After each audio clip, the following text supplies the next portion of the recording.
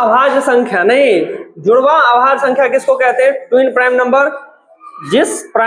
जिस दो prime number का डिफरेंस 2 हो, कितना होना चाहिए? जिस प्राइम नंबर जो अभाज्य संख्या, जिस दो अभाज्य संख्या का यानी अंतर डिफरेंस कितना होना चाहिए? 2 होना चाहिए, उसको क्या कहेंगे बुआ? Twin prime number. Example 3 and 5, दोनों का डिफरेंस कितना है? 2 है, इसको क्या कहेंगे? प्राइम नंबर, ट्विन प्राइम जुड़वा अभाज्य संख्या। जैसे आपका हो गया 5 और 7, समझ रहे हैं? 11 और 13, क्लियर हो रहा है? एकदम बढ़िया समझिए। अब है ये संख्या है, अब संयुक्त संख्या। क्या है? संयुक्त संख्या। क्या है बुआ? संयुक्त संख्या। इसको क्या कहते हैं बोलिए? कौन कौन बताएंगे संयुक्त संख्या किसको कहते हैं? Composite number, anyone? वैसी संख्या जिसका कम से कम कितना होना चाहिए गुणनखंड? 3, उसको क्या कहेंगे? संयुक्त संख्या कहते हैं। इसी को जो है भाज्य के नाम से भी जान सकते हैं, भाज्य संख्या के नाम से भी हम जान सकते हैं भाज्य संख्या, ठीक है ना? डिविजिबल नंबर हम कह सकते हैं। अब देखिए, जिस संख्या का 3 फैक्ट कम से कम जो है गुणनखंड होना चाहिए, 3 संख्या से वो कम से कम विभाजित अगर होगा तो उसको क्या कहेंगे? संयुक्त संख्या कहते हैं। इसमें आपको एक क्वेश्चन आएगा, सबसे छोटी संयुक्त संख्या का जो है एग्जाम्पल बताइए आप, या फिर 4 ऑप्शन आपको दे देगा। जैसे हम देते हैं 2, 4, 6, 8, तो सबसे छोटी संयुक्त संख्या चारों में से कौन सी हो जाएंगी? बताइए क्या होगा, बोलो। 4 क्यों होगा? कौन कौन सा है गुणनखंड? बहुत बढ़िया, बैठ जाइए। 4 का जो 3 गुणनखंड कौन कौन सा हो गया? 1, 2 और 4, यानी 1 से भी कटेगा, 2 से भी कटेगा और 4 से भी कटेगा। It means 4, 4 is the correct answer. Clear है? एक एक चीज को क्लियर करते चलिए। संयुक्त संख्या हो गया, प्राइम यानी परिमेय संख्या और अपरिमेय संख्या बताइए दिए हैं। भाज्य संख्या, अभाज्य संख्या हो गया, जुड़वा संख्या हो गया आपको, अभाज्य संख्या, पूर्णांक संख्या, सम विषम प्राकृत सहभाज्य, और क्या सब बाकी है? एक क्या बोले हैं? क्या होता है वो बताइए? बोथ आर इक्वल, समझ गए? और कोई नंबर याद आ रहा है आप लोगों को? पूर्ण पूर्णांक हो गया, सम विषम हो गया, रूट बता दिए, अभाज्य संख्या बता दिए, है ना? और एक इमेजिनरी नंबर भी आता है, काल्पनिक संख्या किसको कहते हैं? बताइए कोई, बोलिए। हमको जो माइंड में आता है मैं बता रहा हूँ आप लोगों को, ठीक है? और कोई और जानकारी रखते हैं विशेष तो आप भी जो है शेयर कर सकते हैं उसको, मैं उसको क्लैरिफाई करने की कोशिश करूंगा। तो बताएंगे इमेजिनरी नंबर क्या होता है? बोलिए। जिसे हम सिर्फ कल्पना कर सकते हैं उसे हम एग्जांपल के रूप में कुछ बताइए। हाँ बताइए। हाँ तो एग्जांपल बताइए ना। नहीं, pi is a rational number, I will clarify. आप हाँ नहीं, ये तो आपको वन के लिए परिमेय संख्या में आ गया, नेगेटिव है इससे फर्क नहीं पड़ेगा, लेकिन परिमेय में आ जाएगा ये। बैठिए बैठिए, ये मोस्टली 11th क्लास का जो है ये टॉपिक है, ठीक है ना? आप जो है साइंस रखिएगा 11th में जाइएगा उसमें ही आपको पढ़ना पड़ेगा इमेजिनरी नंबर। तो देखिए, जब हम रूट के अंदर -2 लिखते हैं, नहीं इमेजिन कर सकते हैं ना, रूट के अंदर अगर जो है माइनस में रहेगा तो क्या होगा? इसमें क्या होगा भैया?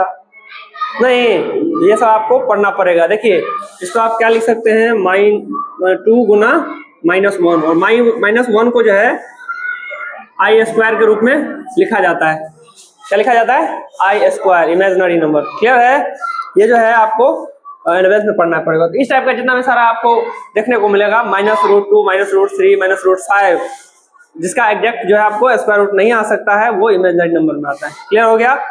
मेरे ख्याल से मैंने जितनी भी सारी संख्याएं थी वो क्लियर कर दिया है मैंने। नहीं, पूर्ण, प्राकृत, पूर्णांक, सभाज्य, भाज्य, जुड़वा, भाज्य, नहीं तो क्लियर हो गया। वास्तविक संख्या क्लियर हो गया।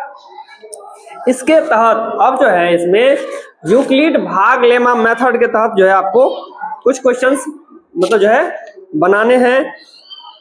इस चैप्टर को मैं कल क्लियर करूंगा, उससे पहले एक कुछ कॉन्सेप्ट है उसको मैं समझा देता हूं। देखिए बचपन में पढ़े होंगे आप लोग,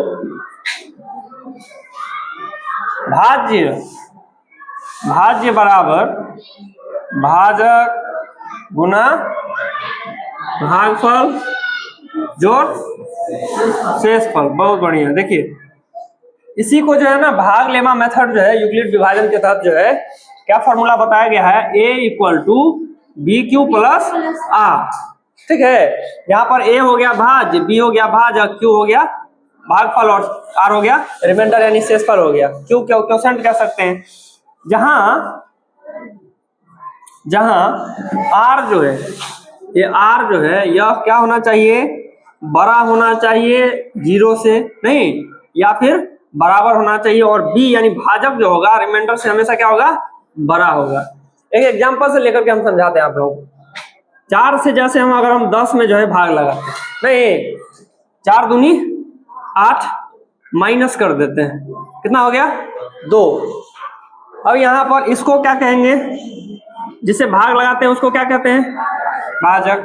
जिसमें भाग लगाते हैं उसको क्या कहते हैं, जो इधर राइट साइड में आया जितना बार पढ़े उसको क्या कहते हैं, भागफल। और ये हो गया शेषफल, है ना।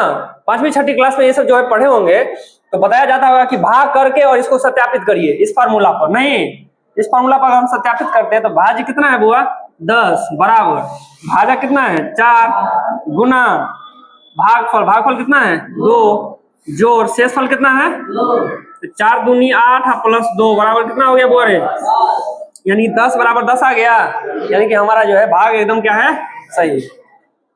इसी चीज को जो है एक अलग स्टेप के द्वारा जो है भाग लेमा मेथड यूक्लिड विभाजन थ्योरम प्रमेयिका के आधार पर जो है इसको पढ़ना है। इस बेस पे a बराबर बी क्यू प्लस आर, ठीक है ना। इसमें ये कहा गया है कि कभी भी अगर हम दो संख्याओं का एचसीएफ हम निकालते हैं तो स्टेप बाय स्टेप रखना होता है। इस चीज को मैं कल क्लियर करूंगा। जैसे यहाँ पर एक थोड़ा सा समझ सकते हैं, a बराबर बी क्यू प्लस आर है, नहीं अगर हमको एग्जाम्पल के रूप में अगर ले लें 12 और 80, इस दोनों का हमको निकालना है तो बड़ी संख्या को जो है हम भाजक के जगह पे रखते हैं, ठीक है, क्या कहते हैं भाज्य के रूप में रखते हैं, और भाजक के जगह पे क्या रखेंगे 12। तो 12 छक्के 72 और प्लस 8, ठीक है, रिमाइंडर आपका 8 हो गया। अब अगला स्टेप चरण बाय चरण प्रक्रिया करके जो है हम इसमें मातम निकालते हैं ये भाग लेमा मेथड में। तो अगला स्टेप में जो यहाँ पे भाजक था वो भाज्य के रूप में आएगा, और जो आपका शेषफल था वो भाजक के रूप में आ जाता है। 8 गुने 1 8 गुने 8 प्लस 4, फिर अगला संख्या में अगला चरण में 8 यहाँ आएगा बराबर शेषफल 4 गुना 2 4 गुना 8 प्लस 0। इस चरण को तब तक आगे बढ़ाते हैं, बढ़िया समझिए, जब तक कि हमारा शेषफल क्या ना आ जाए। जिस चरण में शेषफल हमारा 0 आ जाएगा उस चरण का जो भाजक होता है वही क्या होता है बुआ, एचसीएफ कहलाता है ना। चूंकि यहाँ अंतिम चरण में शेषफल 0 है, अतः इस चरण भाजक ही मौसो होगा। ये चीज आपको लिखना है, ठीक है ना। और यहाँ पर आप लिख सकते हैं 12 और 80 का मौसो 12 80 बराबर कितना आ गया आपका लास्ट में 4। This is the right answer. तो इस प्रक्रिया के द्वारा जो है हमको बनाना है मौसो, समझ गए। इसको जो है फर्स्ट चैप्टर आपका 1.1 है, ये बिहार टेक्स्ट बुक, इसको मैं क्लियर करूंगा सबसे पहले, ठीक है ना। इसको आप लोग जो है बना के आइएगा, कोशिश कीजिएगा, फिर मैं कल जो है इसको क्लियर करूंगा। Okay, thank you.